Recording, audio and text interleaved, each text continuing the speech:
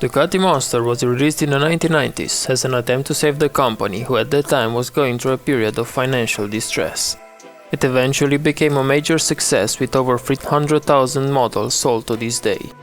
The Monster was designed by Ducati engineer Miguel Galuzzi. Ducati technical director Massimo Bordi stated that he wanted a bike that displayed a strong Ducati heritage but which was easy to ride and not a sports bike. He also told Galuzzi that he wanted a bike that looked like the machine from Marlon Brando's movie The Wild One.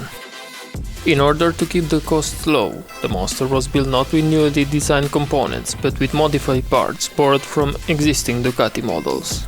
Being released in 1993, the Ducati M900 had the engine from a Ducati 900 Supersport, a frame from the 851 Superbike and a fork from the 750 Supersport. The fairings were completely removed as anything else considered unnecessary to keep the design simple. The bike had an aggressive look, impressive handling and a characterful performance. The only issue was the high price tag, which was a stumbling block for many. Riders demanding an entry-level Monster with the same looks but a more affordable price. Therefore, in 1994, the Ducati Monster M600 was released.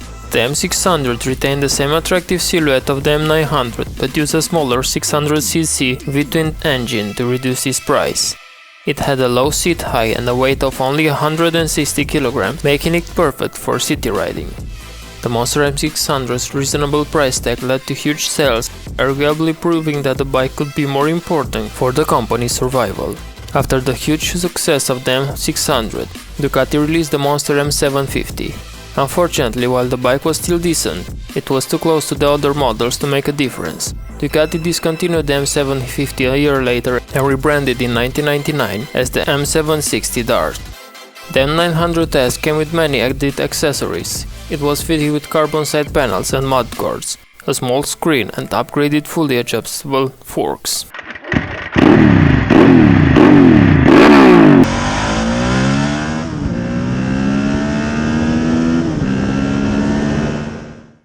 Moving to the 21st century, Ducati introduces its first water-cooled bike, making the Monster even sportier than before. The iconic S4 had a 4-valve superbike engine that produced 101 horsepower, making it the most powerful Monster to date. The design was quite controversial from previous models, as the water-cooled engine necessitated more pipes and hoses. A limited edition Monster S4 Foggy Wrap has been released in 2002 that came with a more powerful 110 horsepower engine, upgraded suspensions and a unique paint scheme. Only 300 wraps were built. With Aprilia Tuono gaining more likes from the riders, Ducati launched the upgraded S4R, which came with a single-sided swing arm and twin-stacked pipes.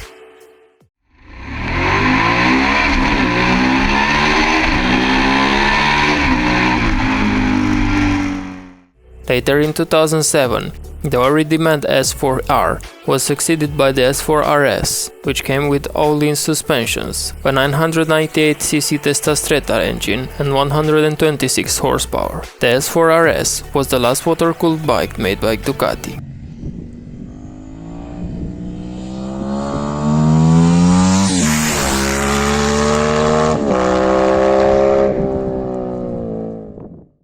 For the time since its launch back in 1993, Ducati completely redesigned the Monster in 2008.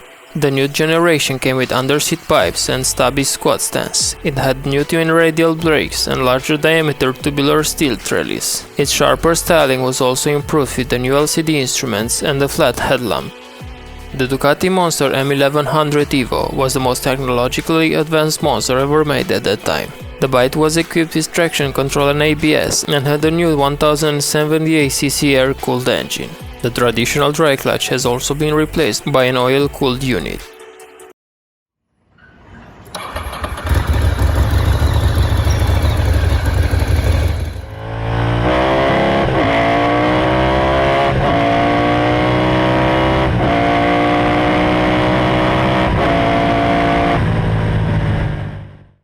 At a price tag of 12,000 euros, the latest generation of the Monster doesn't fail to impress. As simplicity was a big part of the Monster's appeal, Ducati created a new motorcycle which is lighter and more accessible than previous models. The old 821cc engine has been replaced by Ducati's 937cc Testa Stretta engine, which comes from the Hypermotard and Supersport.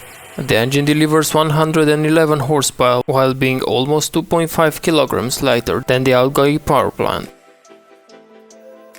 From the first Monster M900, which opened the world of Ducati up to younger riders, to the latest A121 and 1100 models, the Monster represents a huge success story for the company that continues to strongly represent Ducati's heritage.